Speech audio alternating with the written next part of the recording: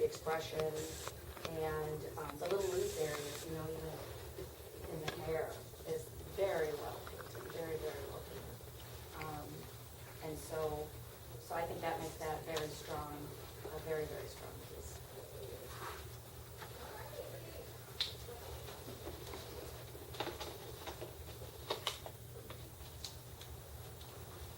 And matriarch of the art league.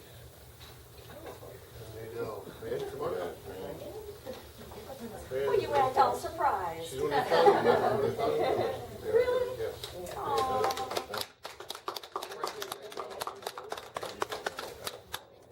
I think we met in, Yeah.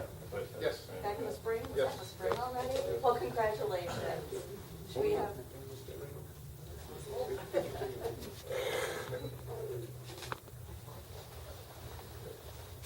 So.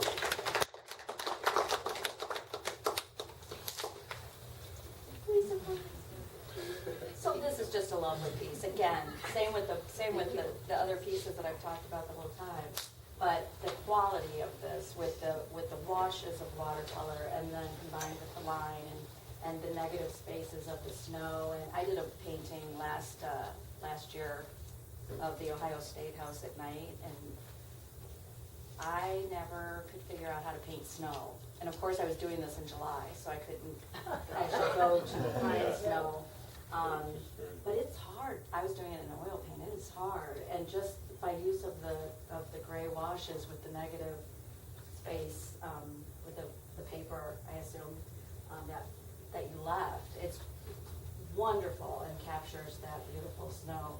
I mean, the recession with the crisp trees in the foreground and the atmosphere. It's so atmospheric. If you were even going to remove those trees, it would make a beautiful abstract painting. You know, we know what it is just because we know what it is, but the abstract qualities of this are quite lovely. The presentation, and again, I want to commend you on the presentation of it. It's beautiful. And again, I like crisp white mats for a show, but that, you can't go wrong with that. That really looks beautiful. So it's very clean and it's really beautiful, really beautiful piece. So, thank you.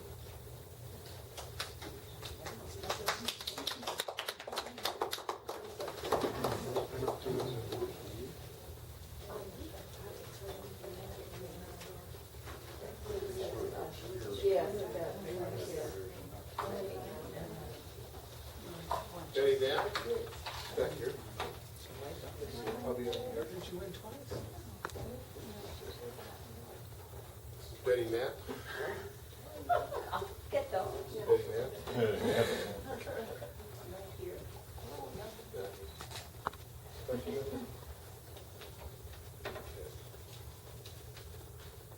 It's acrylic.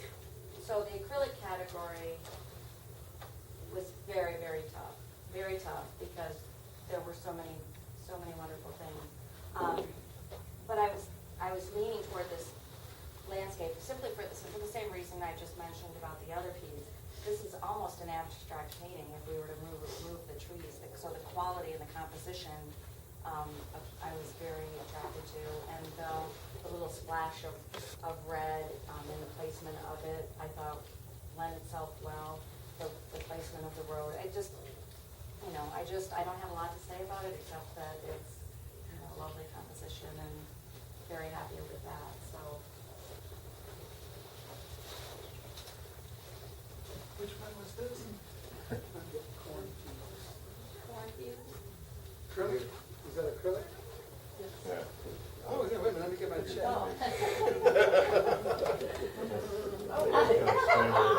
Okay, you can check, yeah. You can't guess who this is. Yeah. Well, this was just darn fun. Can you see it? Well, so this is just fun. I just love each individual little portrait is very exciting, and the combination of them. That's his personality. Yeah. Is this The your medication is helping. Is this your cornfused? Yeah, I hit my corn fuse. Yes. Yeah, it's just fun, and it's, very, what do you call it? Cubist, Picasso-ish, who knows what you're calling it, but I like it. I like it. So, you know, if you were even just to remove each piece and just keep each one as a little individual portrait or study for a portrait, I think they're very strong individually as well as a unit, so. Do you wanna take it? Gladys Drum.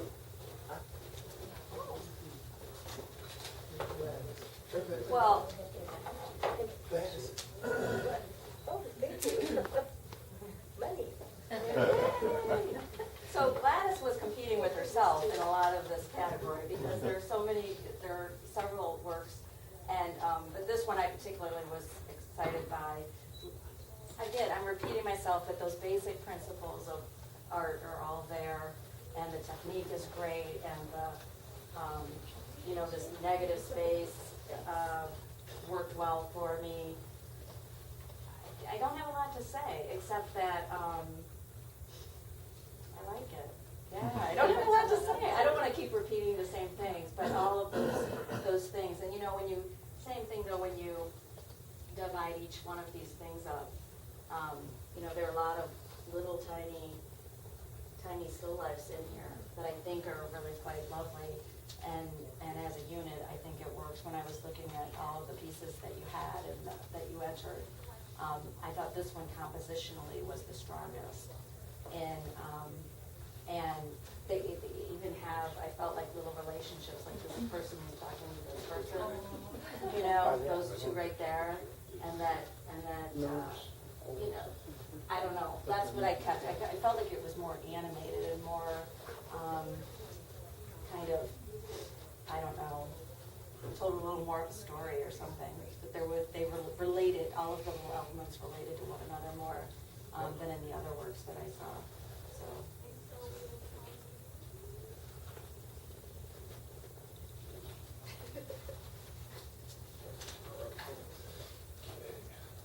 Laura Atkins. So this was the hardest category of all, especially as an oil painter. Should we hold it? Yeah. Can you all see it? Yeah, put it straight up. There you go.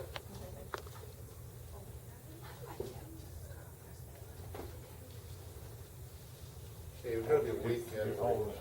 Laura's, oh, weight category, weight limit?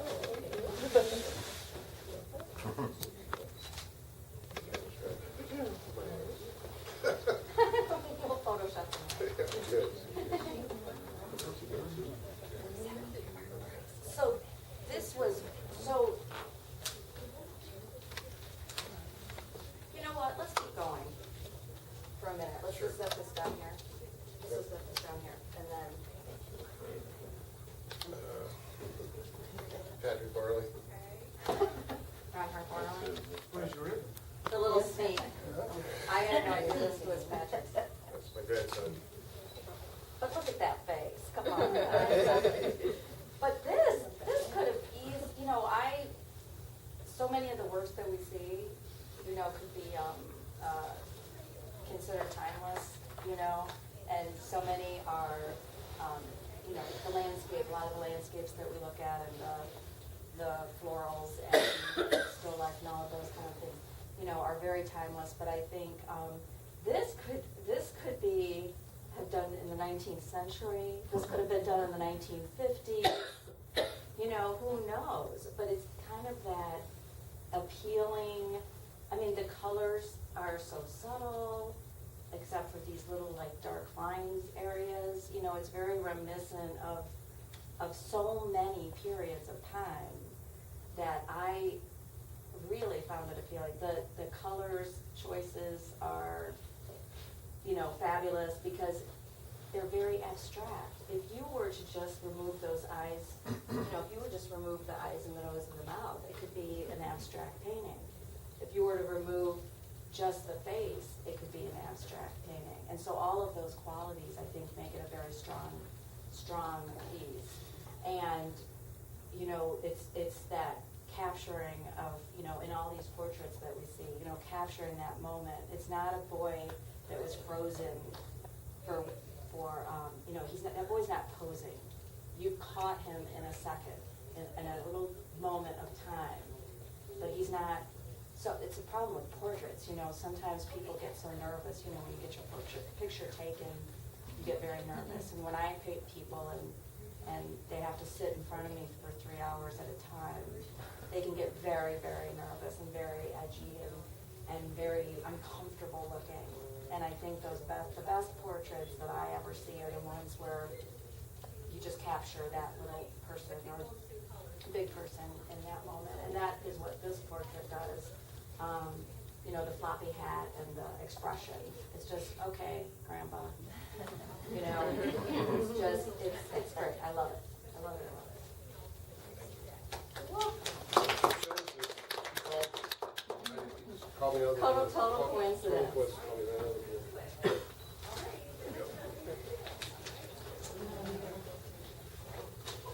Laura Atkins?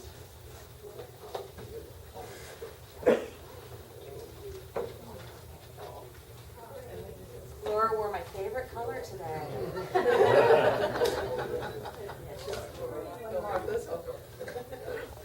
it clear? Is it gonna, it won't stand? So, again, you know, both of these are yours, right? So, there are two more images over there. You know, you can't help but see certain styles and repetitive styles. So this is another category where Laura was competing with herself a lot. But this particular piece spoke to me because of again, that expression. Now this, on the other hand, as opposed to Patrick's, it wasn't, you know, Patrick's was kind of, the little boy was caught. This girl is posing, obviously, and she's got that, you know, what can you call it? That angsty teenage, or, you know, close to it, you know, are you done yet look? Yeah. Which I see if I had money for dollar for every time I've seen that, are you done yet look? But that expression, you know, is priceless. But this whole abstract idea behind her, and then the way that is brought into the figure, the way this red is used throughout her hair, under her chin, and all along here, and the lip, you know, it's just, the color scheme is very attractive. Again, you remove her, and it's still a beautiful abstract painting. It still has those same compositional elements. And the red chair, again, that red is just really, really powerful. And then the way, you know, there's not a lot of color in this. You could say there's not a lot of color, you could say there's tons of color because of the subtleties of all of the different reds. But it's very, very appealing. I'm not one for crazy ornate frames usually, but this really works with this. I really like the full presentation of this piece over the other two that you had as portraits. And, you know, in this piece, you know, is this a floral? Is this a floral painting? Is this a landscape? What is it? You know, you're not really sure, but I think it works so well as both. And so, you know, it's kind of that element of surprise that I spoke about, where you want, when you jury show, you want to be surprised. And that piece surprised me more because, you know, putting all the swirls behind a portrait is, you know, a beautiful device. That is more like, what is this flower doing in front of this landscape? But it was a nice surprise. That was very refreshing to me. You could see that almost on a, you know, again, you remove the flower or you remove the landscape and they could stand on their own. But you combine them, it could go either way. It could be a real disaster to try to combine those two things. But I feel that really, really works.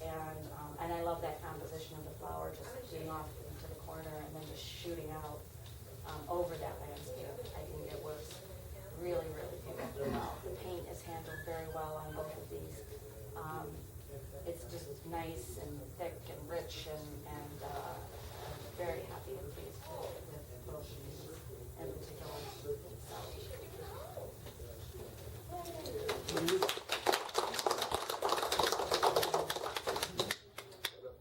Laura, give yours. we move back to the ceramic, sculpture and ceramic.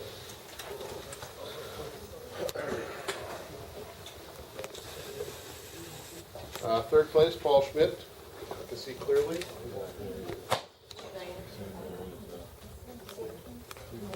Look down there, And Pat. it's up down there, so you can see clearly. So this was a tough category for me. Again, I'm not a sculptor, so I just look at those compositional elements, the technique that anybody could see, and the visual, anybody that could look and see about the fittings. A sculptor might look at this differently, but I think I've seen enough of these kind of works where I know that how it's supposed to be kind of put together and assembled and I don't know if soldered is the right word, but put together. And I just like the simplicity of this. I love the other two that we see here, but I like the asymmetry of this. I like the fact that there's one that's kind of clear, that the circles are, just very simple, basic things. But that's what appealed to me on these two pieces. This.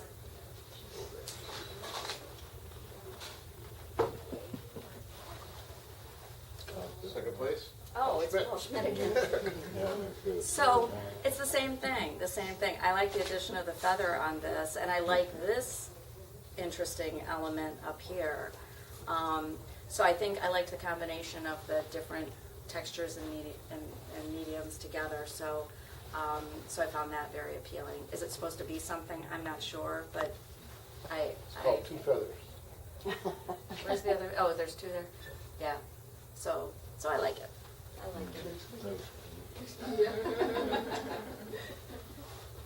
Dawn Wallen? Is that yours? That's fine. I didn't know that. So I can see this on a wall too. Is it supposed to go on a wall? No, right at the moment, it just sits blank. It's gonna go on a wall later. I can see it. I can see it on a wall too. It's called Cry. Cry. What do you have to say about this? That one is actually from a body of work that I'm doing for a show, and the show is a commentary on how social media is Speak affecting. up. The show is a commentary on how social media is affecting our ability to communicate as human beings, face to face. So all the pieces, I don't know if you noticed, but all the light bulb pieces that I use in the show are all burnt out and broken. They are burnout. Yeah. And what are these? They're just little texture. I like texture. Yeah, and that's what appealed. That's what appealed I to like me. texture a lot. I like the combination of the glass and the texture and the wood and the clippings down here. You can all take the time to read, but every single thing in here addressed that, whatever it was, and maybe I wasn't even sure about it, but it all seemed to go together. These random objects that you wouldn't maybe think would go together do, in my opinion. I like the fact that the wood is, it's not just a piece of wood, it's very, textural in itself. So I just thought it was wonderful. I thought it worked very well. Congratulations. Is that it? I think that's it. There were so many other works that could have gotten awards. There were, I forget I don't know the name of those watercolors that I was looking at, with the pots. I don't know this one down here, Oh, Africa, it's called Africa. Africa. That's a beautiful piece. And that could have easily gotten an award. I said, can we just give more awards? Can we give some honorable mentions? And so I wanted to mention that and the other piece that went along with that. Yeah. Is that yours? Yeah. The one on the bottom one. With the yellow hat? Oh. That I could have easily given that an award as well, and I could have, that had a wonderful feeling. Again, if you entered that in another show, that might have gotten a first place in that show. There was another landscape piece, more abstract piece, and I don't know the name of that. Do you know which one I mean?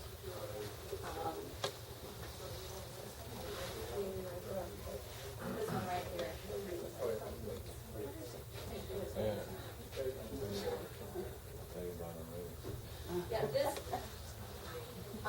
composition of this piece is beautiful, and the expression on the face is beautiful, the colors are beautiful. This was just a case where there were only three prizes. I think that's a very beautiful composition, and a very beautiful little face. It's very difficult to paint, little tiny. You know, when I do portraits and I give someone a price for a portrait, they say, well, you can just make it smaller. Just make it smaller. It's more difficult to paint. I think it's more difficult to paint smaller. You know, yes, you might use littler, tinier brushes, but it's really hard. If you're painting a little tiny picture of a baby, one wrong move, and it could look like Ernest Borgnine. You know, it's tough. And so I think this is very, very strong. It has wonderful, again, abstract qualities to it, great color and all of that. And so I love that as well. This is another piece that I think is beautiful, that I wish I could give an award to. But, you know, again, a beautiful little abstract, but you see the landscape in it, and so I'm very happy with that. And I could say things about every single piece that's in here. There's some beautiful works, but unfortunately, Patrick only let me give 3. It's all your fault. So no. But you know, I say keep painting and keep drawing and keep making sculptures, and you know, I congratulate all of you for putting on a very beautiful show. So congratulations. Thank you. I've watched several shows now. I've watched a dozen shows now. I watched the jury go around and make selections, and pretty quick sometimes, and sometimes, you know, they're deciding on one thing, but I watched Leslie. She went around, she agonized over some of these. Do we do this one? Do we do that one? You could tell, and she would actually walk away. She'd do 5 of them up there, or 6, and walk away and do another category, maybe 5 or 6 there. And she was very purposeful in what she did. So I want to, one thing, you know, again, if you want to see any of her work, you can see it down at the Ohio State building. Ohio State House. Ohio State House. Or the Supreme Court. Supreme Court. She's got portraits in there. She's got some at New York University. I'm working on portraits now for Ohio State University Hospital and New York University. University of Michigan Medical School. The Richard Sala Cancer Center Institute at Ohio State University. Yeah. And you've got in the National Portrait Gallery. That show closed. Well, you were there. I was there. She was there. Okay. And Smithsonian Institute. So having her here is an extreme honor. Oh, that would be my Pleased pleasure. to have you here. I think you did a terrific job. I'm just a girl from Toledo. I'm so glad you let me come to Michigan. Thank you. No, thank you all. Thank you. Any questions? I'm happy to answer. Right before you ask her any questions, though, remember to pick up your paintings on the 31st. If you go into the Bedford show, you can pick them up the day before, no trouble, so that you can get them down there in time. Is that it? Any other problems? Did everybody get their check? Everybody leave their ribbons and put them back on your thing till you come back and pick up your painting. And help And- yourself And to there's cookies. Cookies and water. And Homemade cookies. questions now for Leslie. By the way, if you have any questions, you're not going to get an opportunity like this very often. To have somebody this Yes, gallery. You know if she'll divulge the answer to it or not. I'm not an oil painter. I mean, I love pastels, and I'm easier at it than oils. And I find that I don't know what medium to mix with the oils. You know, there's so many different out there, and is it just whatever works for you? Just, painting mediums, like to Yeah. thin out the paint? Yeah. Oh, sure. No, that's no secret. Everybody has a different opinion. A lot of people use liquid nowadays because it's less toxic and, you know, all this stuff. I'm really old-fashioned. The technique that I use is a 500-year-old technique. It's the technique that Van Eyck used that combines, I start with an underdrawing and then do an underpainting and then apply the color. And so I use that very traditional mix of 1/3 linseed oil, sunthickened linseed oil, 1/3 turpentine, and 1/3 Damar varnish, and mix them together. The trick is, you know, the full fat over lean principle. And so that you do that towards the end after you've done all your turpentine wash in there and everything else? Right. I don't use a turpentine wash. I never just do turpentine paint. I always have that 1/3 mixture. Okay. No, I always have that mixture, that combination. All of the three parts are always in there. It's just a different variation. Okay. So at the end, it might be completely Damar varnish. And then at the end, at the beginning, it'll be more turp, but I always want that Damar and that sunthickened linseed oil in it. Okay. But there are so many, I mean, I don't know what you use, Laura, but it's, there's so many. Yeah. I had That's a- so confusing. It's Yeah. like, My favorite book that's out now is Classical Oil Painting by Juliet Aristides. I think that's the name of it. I always wondered how you say your name. Yeah, Juliet Aristides has written, studies. it's like Aristedes, I think, something like that. But boy, if you're gonna read one book on painting, I think that there's one that's, she does a classical drawing atelier and a classical painting atelier. And those are both really, really, It sits on my bucket list to learn how to use oil. It's just like, it's hard. and I can't do pastel. I mean, pastel and oil, or pastel and watercolor, as I was saying, you can't make I have to be able to make mistakes. And I have to be able to fix things. And watercolor, you just, it's just hard. You have to be so, very, yeah, exactly. Roll it And, up. what else? Do you have any shows coming up before the Youngstown? I have a show, I have a very small show. I'm still recovering from my show at the Toledo Museum of Art, but I have a show coming up in January at the Toledo School for the Arts. It's a wonderful high school in the city of Toledo. It's in downtown Toledo, and it's a great school. They've been on the Excellence Awards, top awards in the state of Ohio for 10 years, and but I'm going to do a show just on the studies. So they're going to be my charcoal drawings.